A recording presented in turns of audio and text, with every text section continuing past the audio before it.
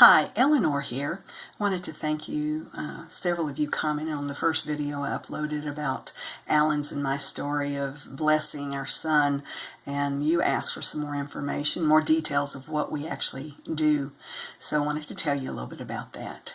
You know, we realize that blessings are words that both create life as well as have a life of their own.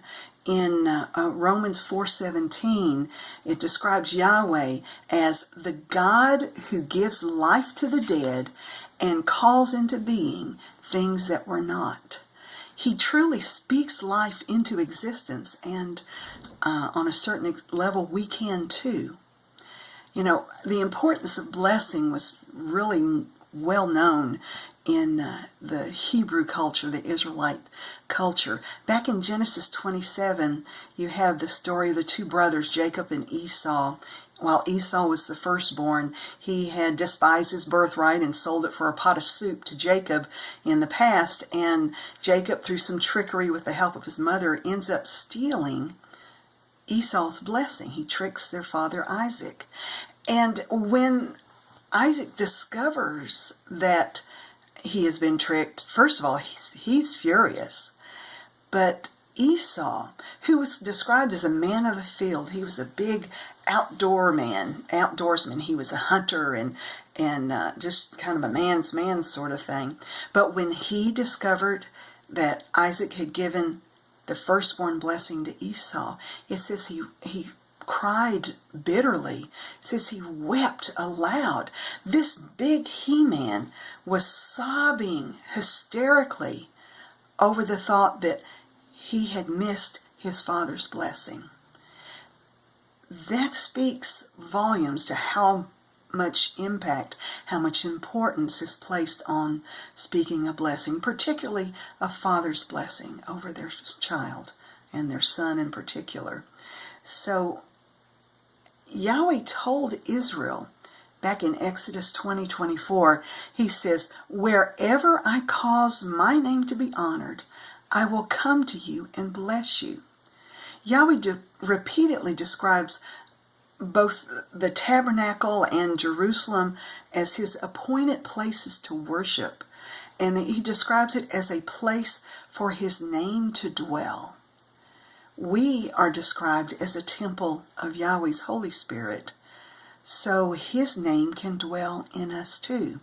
You read about that in 1 Corinthians 6:19. So part of these blessings, the first part of what we actually did was actually a prayer, a twofold prayer, and it comes from tradition. We wanted our son to learn to love and honor Yahweh.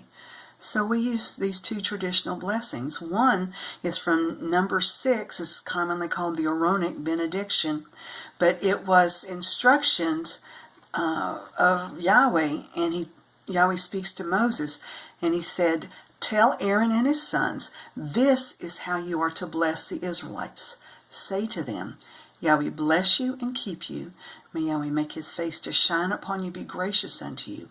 May Yahweh lift up his countenance upon you and give you peace," or shalom. And he concludes that by saying, "So they will put my name on the Israelites, and I will bless them." And a second part of that prayer, going back to Genesis in 48:20, you have Jacob years later blessing his grandsons, Ephraim and Manasseh. If you recall, Joseph was taken down to Egypt, became ruler of Egypt, second only to Pharaoh. His brothers later came down, and their father Jacob, and joined him down there. Joseph had married and had two sons, Manasseh and Ephraim, and toward the end of his life, Jacob called Joseph to bring his two sons, and he blessed them. Actually, in verse 5, you find that he actually adopted them as his own sons. So, in other words, rather than receiving a portion of inheritance as a grandson that would be split between Joseph's portion split among the two boys, they moved up a generation and were counted as sons equal to Joseph. So then Jacob blessed his grandsons. And he said that day, in your name will Israel pronounce this blessing. May Yahweh make you as Ephraim and Manasseh. And that's a traditional blessing over sons today. This is spoken every Sabbath in synagogues all over the world over the sons. That may Yahweh make you as Ephraim and Manasseh, because they received a double portion in the household of Israel, a double inheritance.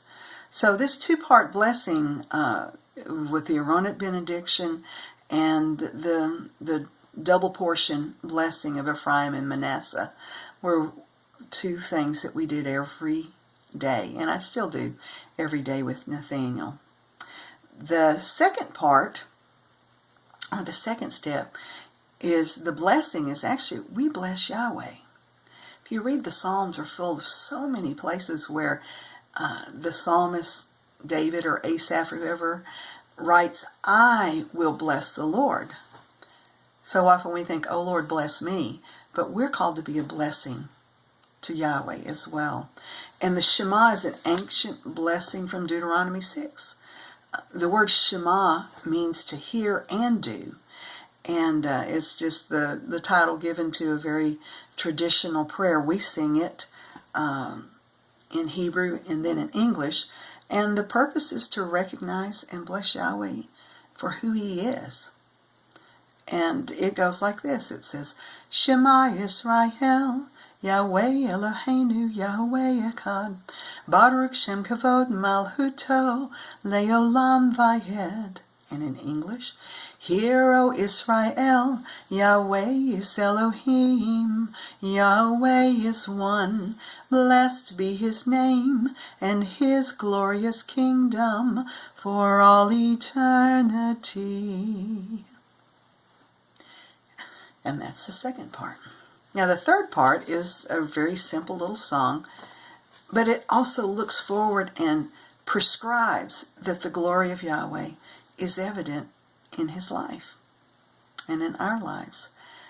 You know, blessings don't just describe the person, they also prescribe what the person will be, speaking life into our son and speaking life into that person. These blessings also place Yahweh's name on the person, which also brings a blessing. So that little song that we sing, that Alan started and I continue, says, Oh, I love you with the love of Yahweh. Yes, I love you with the love of Yahweh. I can see in you the glory of my King, and I love you with the love of Yahweh. So there you have it. Those three parts are the heritage my husband implanted in our son before he was born. I continue them today, and one day Nathaniel will impart them to his children. What a tradition. How about you? I want to challenge you to start a new family tradition today. You know, take time to purposefully speak a blessing over your children, over your spouse, over your loved ones. And do it consistently. Do it for a week, do it for a month, and see what changes you see as you speak life. What are you going to prescribe over your children? What are they to become? What do you want to see in them? What evidence of Yahweh's blessing is going to bear fruit in their lives? I'd love to hear your feedback in the comments down below. If you've got a story of blessing, please share it down in those comments. I'd love to hear more about it. Until next time, may Yahweh bless you and keep you. May Yahweh make His face to shine upon you, be gracious unto you. May Yahweh lift up His countenance upon you and give you shalom. Take care. Bye-bye.